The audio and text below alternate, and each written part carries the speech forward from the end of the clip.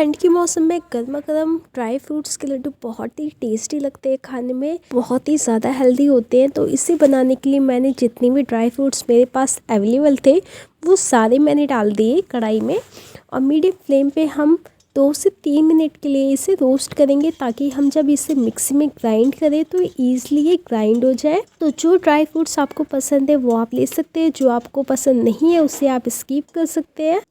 अब सभी चीज़ों को हम दरदरा कूट लेंगे और इसके हम लड्डू बनाएंगे, क्योंकि अगर ये मिक्सचर ठंडा हो गया तो लड्डू बनाने में ना बहुत दिक्कत होगी। तो सारे लड्डू हमारे बनकर तैयार हो चुके हैं। इससे आप ईजिली 1 से 2 महीने स्टोर करके खा सकते हैं, ख़राब नहीं होंगे। तो रेसिपी कैसी लगी, पसंद आए तो इसे लाइक करो, शेयर करो एंड सब्सक्राइब करो।